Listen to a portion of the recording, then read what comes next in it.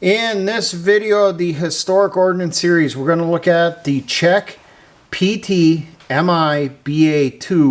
low metallic anti-tank mine.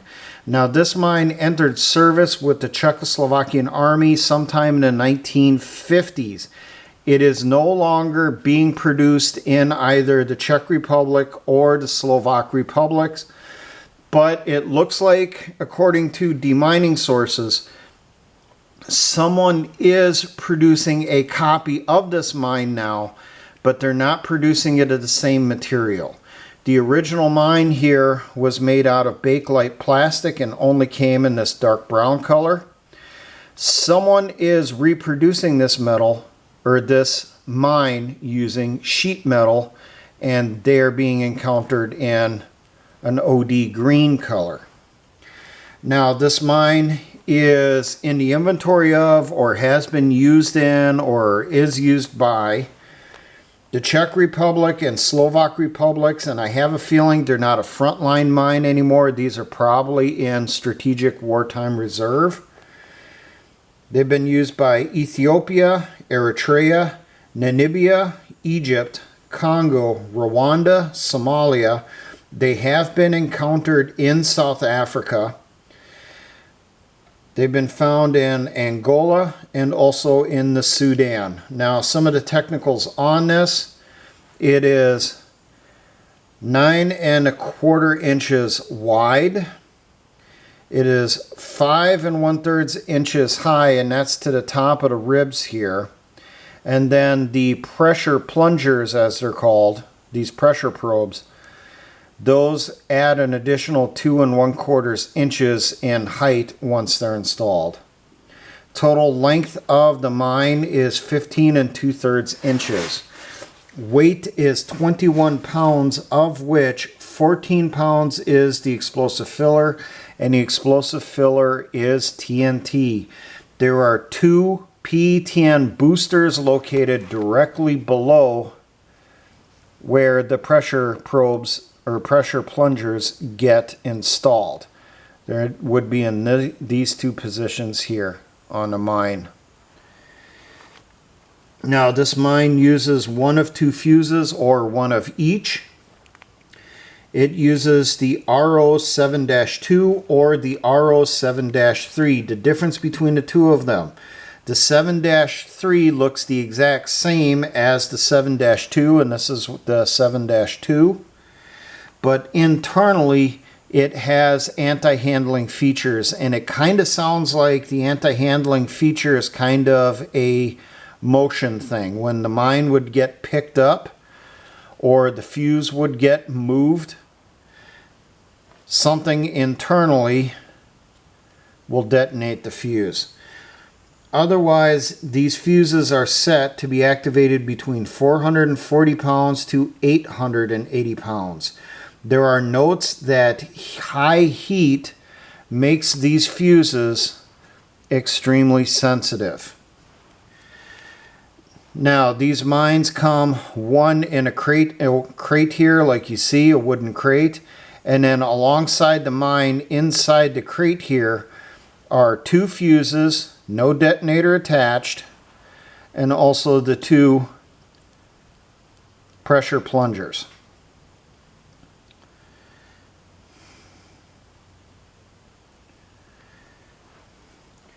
Now, there are notes that deminers have encountered these mines being installed, or emplaced still inside the crate. So what the emplacement engineer did: opened up the crate here, removed the 2 pieces of wood, armed the mine inside the crate, and then put the crate in the ground. And it looks like the reason for that, there's notes from the U.S. Army that the sides of these mines weren't made entirely correct, and these mines do crack. So people in the field must have had problems with these mines breaking apart, either in transport or when they were trying to put them in the ground, and they figured out, hey, if we leave it inside the wooden crate, it'll still work and it's just fine. Now, installation on this, a little complicated, but it's not that bad. First off, you're going to inspect the mine, the fuses, and the detonators. If everything passes the inspection, you then transport everything to the location where it's going to be placed. You're going to dig a hole the size of the mine or a hole large enough for the crate. And you want it deep enough that a little bit of the pressure plungers is above the surface of the soil, hidden inside vegetation or some other thing, so that this is far enough above the ground that an enemy vehicle can drive over the top, put sufficient pressure on this to push it down to activate the fuse.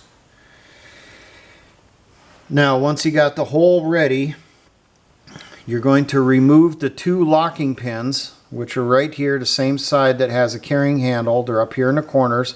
Pull those out. Then you're going to remove the lid here. The lid comes with the mine upside down. This is the right side up. That is the underside of the lid here, still in the crate. You're going to pull the lid off. You're then going to screw on the two pressure plungers into the sockets on the top of the lid. You are then going to put the mine itself inside the hole, the lid sitting off on the side. At that point, you're going to prep the fuses. You're going to remove the collar down here at the bottom of the fuse. You're then going to insert the detonator in the collar and then screw that back onto the base of the fuse. You're then going to insert the fuse down into the booster charges, which will be located right here. At that point, you will put the lid back on and then reinsert the two locking pins. Cover the mine up, backfilling some dirt, and then camouflaging over the top. The mine is now active. Now, removal on this. If you suspect that the RO7-3 fuse was used with the anti-handling device, after you locate the mine, just destroy it. If you know for certain that that fuse was not used, then you can go in and try removing. First, you're going to try to locate the mine, and there are notes that this is very hard to detect because it is mostly plastic. The only metal on this is a spring inside here, a striker, and the tube on the detonator. Locate where the mine is at. You're going to check around it for any booby traps or protective mines. If none are located, you move on to take care of the mine. If you locate any booby traps or protective mines, neutralize those as you come across them. Once the area around the mine is clear, you're going to carefully remove the camouflage and the soil from over the top of the mine down to the lid here. Being very careful not to put too much pressure on the pressure plungers to bust through the lid and activate the fuse. After you've cleared around the top of the mine, you're going to start checking the sides and underneath for any types of booby trap devices or anti-handling devices that may have been installed. If any are encountered, stop what you're doing, destroy the mine in place. If none are encountered, at that point, you're going to remove the two locking pins, lift the cover, the lid up off the top of the mine, set it to the side. You're then going to reach inside, grasp below the pressure plate on the fuse here, lift it and the booster charges up out of the mine, set them to the side. At that point, you're going to remove the fuse from the booster. Then you're going to unscrew the collar from the bottom of the fuse here, remove the detonator, screw the empty collar back on the fuse, and set those to the side. Once the fuses have been neutralized, you're going to reach inside, remove the mine from the hole. You're then going to remove the two plungers from the lid on the top of the mine. Flip the lid back over so it's upside down. Install it back on top of the mine. Put the two locking pins back in place. Turn everything in for either disposal or reuse. Now, some of the pictures I have down here. This is the bottom of the mine, and as you can see, there are no secondary fuse wells. This here is the crate that was recovered. The lid is still upside down. This is the lid the right side up.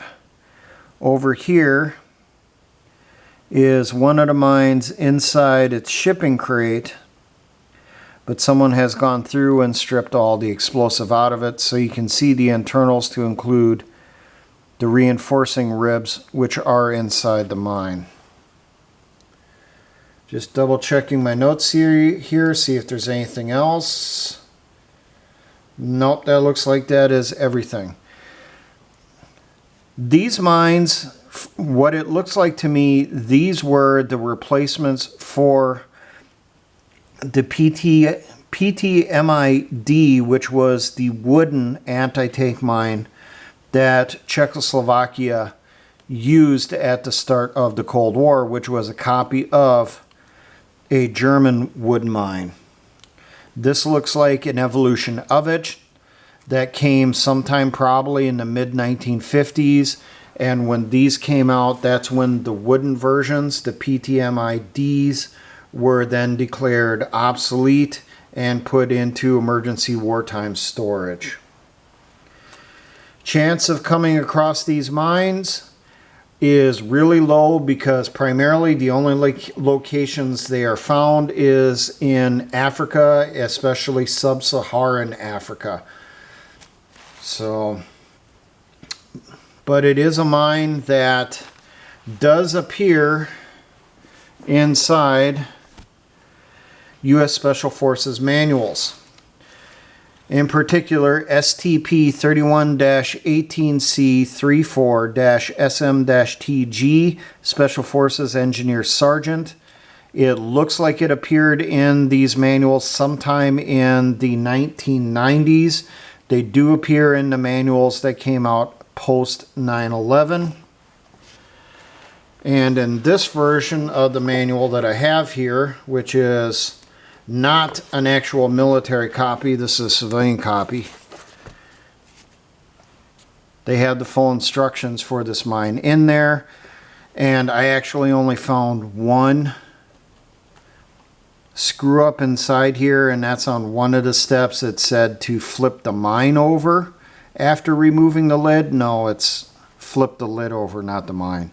Other than that, the instructions for this mine inside this book actually does look to be correct. I did confirm the information for the installation steps and all that with Czech veterans and also with Russian sappers, going to their websites that talked about this mine. So there you go. The Czech PTMIBA2. A low metallic mine that reportedly is very hard to locate, but has not been encountered in large numbers around the world. The only locations it's being encountered in any decent numbers is in southern Africa.